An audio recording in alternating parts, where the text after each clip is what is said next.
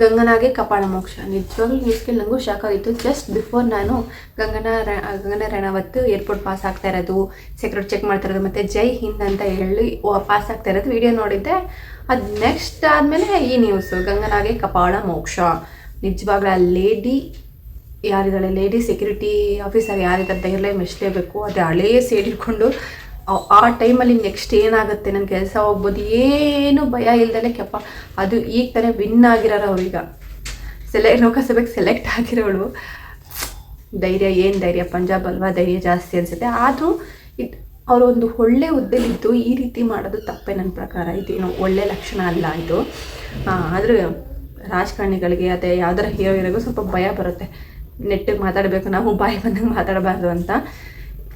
ಈಗ ಯಾರು ಸರಿ? ನನ್ನ ಪ್ರಕಾರ ಅವರು ಸರಿ ಇಲ್ಲ, ಇವರು ಸರಿ ಇಲ್ಲ, ಇಬ್ಬರು ಸರಿ ಇಲ್ಲ. ಸೆಕ್ಯೂರಿಟಿ ಲೇಡಿ ಆಫೀಸರ್ ಮಾಡಿದ್ದು ತಪ್ಪು. ನಾನೇನೋ ದೊಡ್ಡ ಇನ್ಸಿಡೆಂಟು ಗಂಗನ ನಡೆಯುತ್ತಿಲ್ಲ, ಅಲ್ಲೇ ಎಲ್ಲೋ ಅವ್ರಿಗೆ ಏನಾದರೂ ಅವಮರ್ಯಾದೆ ಮಾಡಿರ್ಬೋದು ಅಥವಾ ಅಪಮಾನ ಮಾಡಿರ್ಬೋದು. ಸೊ ಹಾಗಾಗಿ ಕಪಾಳ ಮೋಕ್ಷ ಮಾಡಿರ್ಬೋದು. ಆ ಥರ ಇದ್ದಿದ್ರೆ ಓಕೆ, ಒಳ್ಳೆ ಕೆಲಸ ಅಂತ ಹೇಳ್ಬೋದಾಗಿತ್ತು. ಬಟ್ ಇದು ಹಳೇ ವಿಷಯ ಇಟ್ಕೊಂಡು ಅವಳು ಹೇಳಿದ್ದು ಒಂದೇ ಒಂದು ಲೈನಿಗೆ, ರೈತರ ಬಗ್ಗೆ ಹೇಳಿದ ಲೈನಿಗೆ ಇವಾಗ ಕಪಾಳ ಮೋಕ್ಷ ತಪ್ಪು.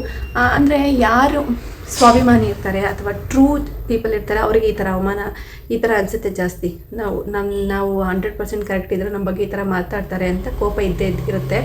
ಬಟ್ ದ್ವೇಷ ಕಂಟಿನ್ಯೂ ಮಾಡೋದು ತಪ್ಪು. ಈ ರೀತಿ ಎಲ್ಲರ ಕಪಾಳಕ್ಕೆ ಮೋಕ್ಷ ಮಾಡ್ಕೊಂಡು ಹೋಗ್ತಾ ಇದ್ರೆ ನಾವು ಅಕ್ಕಪಕ್ಕದ ಮನೆಯವರೇ ಸಣ್ಣ ಪುಟ್ಟಷ್ಟು ಕಪಾಳ ಮೋಕ್ಷ ಮಾಡ್ತಾ ಇರಬೇಕಾಗುತ್ತೆ.